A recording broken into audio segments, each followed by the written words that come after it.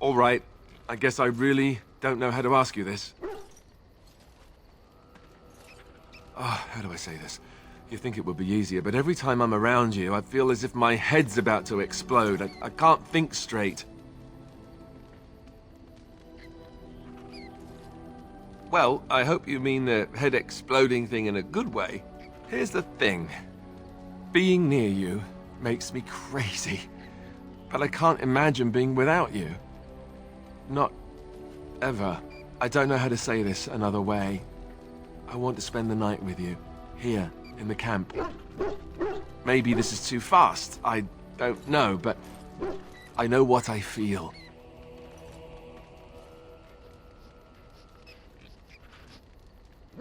I wanted to wait for the perfect time, the perfect place, but when will it be perfect? If things were, we wouldn't even have met. We sort of stumbled into each other. And despite this being the least perfect time, I still found myself falling for you, in between all the fighting and everything else. I really don't want to wait anymore. I've never done this before. You know that. I want it to be with you. While we have the chance. In case...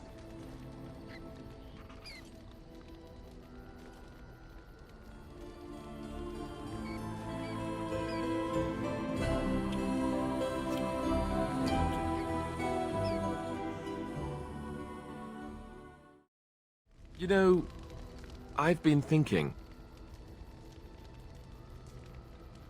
Back when we left Goldana's, you told me I needed to look out for myself more than I do. I'm beginning to think you were right. I need to stop letting everyone else make my decisions for me. I need to take a stand and think about myself for a change, or I'm never going to be happy.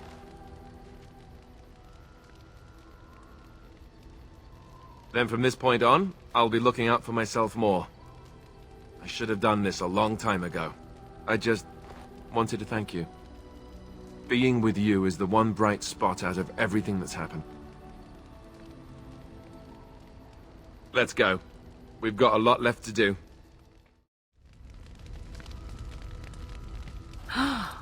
Mother's real grimoire, is it? I am glad you were able to find it after all. My thanks for retrieving it. I shall begin studying it immediately and unlock the power that it holds.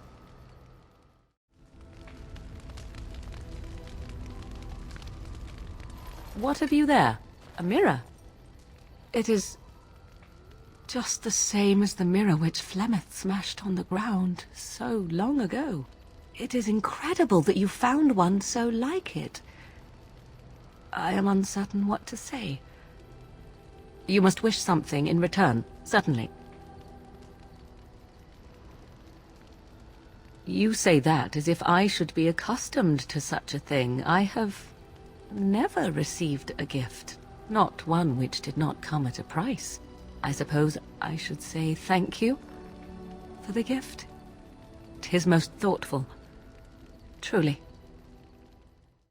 I've watched a lot of humans in my time. It should be aware that I have decided that it is not much like any of them. Good, of course.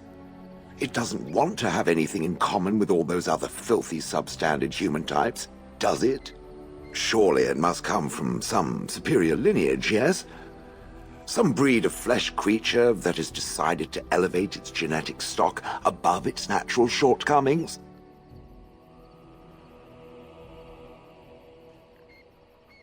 Don't remind me. I would appreciate if it didn't spread around that I said anything. Humans might start to get the wrong idea. They might start thinking their race is not completely hopeless. Indeed. Can it imagine the horror? Oh. Now, let us crush something into a fine paste before it starts to think I've gone all soft. Perish the thought. What is your wish, Kadan? Speak, then. I misspoke. They are not beasts. Beasts learn eventually.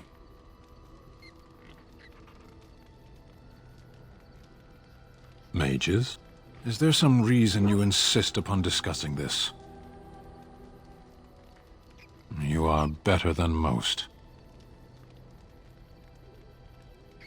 I know nothing of mages themselves, only their actions.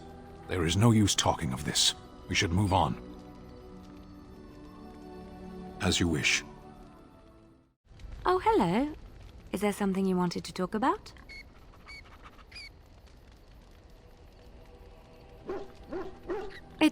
It's nothing. I'm fine. I'm just thinking. I can't get what happened out of my head. I'd been in Lothering for years, and she still thought I was plotting against her. She didn't trust me. Maybe she never did. She loved me when she could use me and control me. And now that she can't, she wants me dead. It hurts to realize that I never really knew her.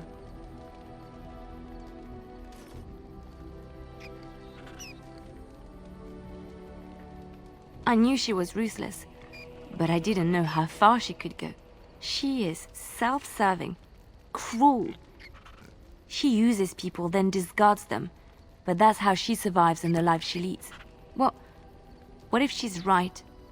What if we're the same? I should just have stayed in the Chantry.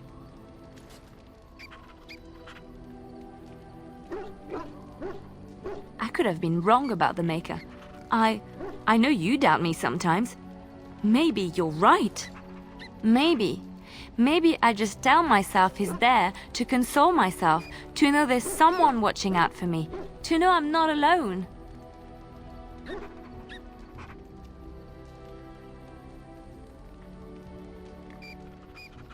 But I was alone and desperate when I fled to Ferelden. I went to the only place I knew would take me. I forgot my life as a bard while I was in the cloister. I felt safe. I didn't have to watch my back all the time. That's what made Marjolaine the person she is, don't you see? It ruined her. It will ruin me too. Even now, I feel some regret at not ending her life in order to protect my own.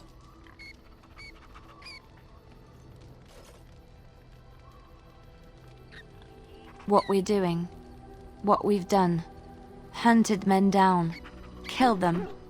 Part of me loves it. It invigorates me, and this scares me. I feel myself slipping.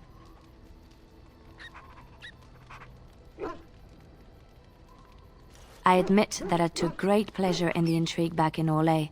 It was dangerous and chaotic and exciting, but it destroyed my life. I thought the Chantry showed me another path. I thought I was done with this life. Am I wrong?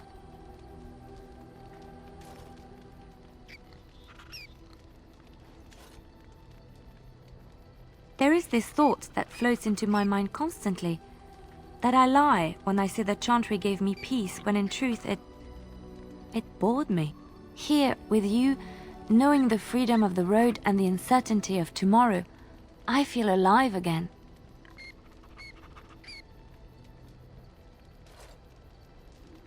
I would like to be alone for now. I have many things to consider. Thank you for listening to me. What's on your mind? I have watched you for a time, and perhaps I was wrong. There seems to be something special between the two of you.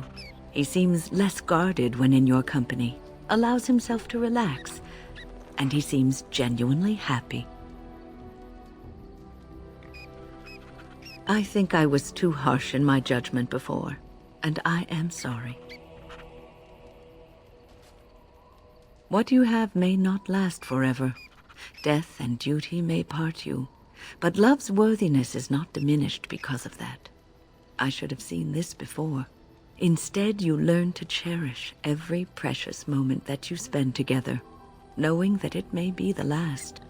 And for those of us watching, well, it brings warmth to these old bones to know that something so beautiful can be found in the midst of chaos and strife. What say you? By all means. And why not? There are many things to enjoy about being a crow in Antiva. You are respected, you are feared. The authorities go out of their way to overlook your trespasses. Even the rewards are nothing to turn your nose up at. As for the killing part, well, some people simply need assassinating. Or do you disagree?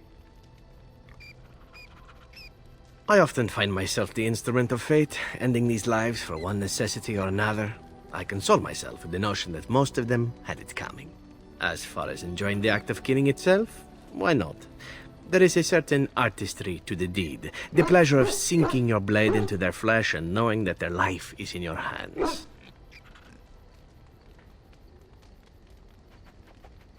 It is not pleasure, per se, nothing sexual. It is more a sense of satisfaction, a feeling of power.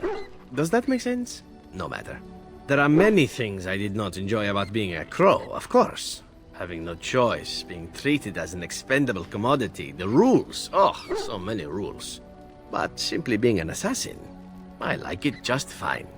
I will continue to do it if I can, even if I am not a crow. Honestly, could you picture me doing something else? Whereas I am content merely doing what I happen to be good at. It's a talent that not many come by honestly. I don't see why I need not pursue it. Of course, all these thoughts are moot. Chances are still good that you and I will perish, eaten by darkspawn or slain by the crows at some point. Very gruesomely, I imagine. But it is pleasant enough to chat about. Come, let's move on while our boots still have some wear in them.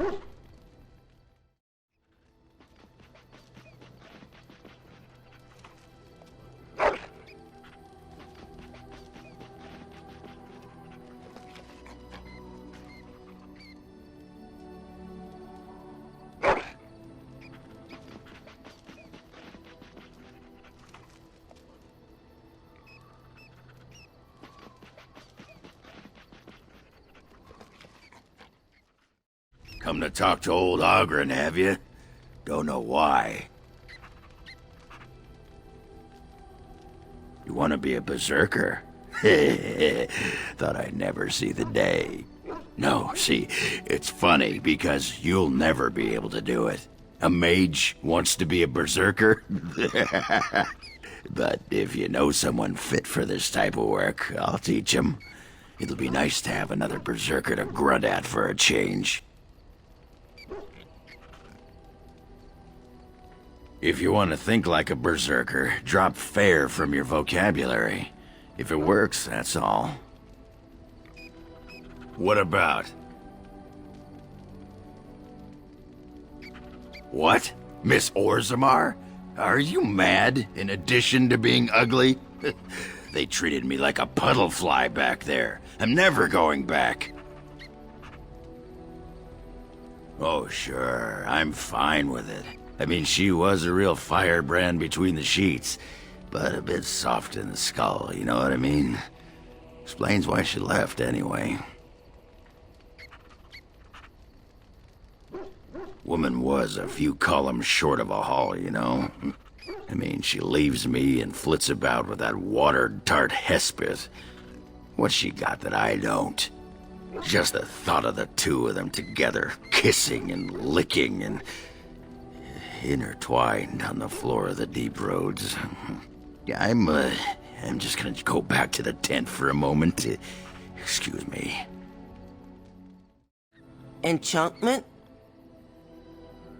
Enchantment!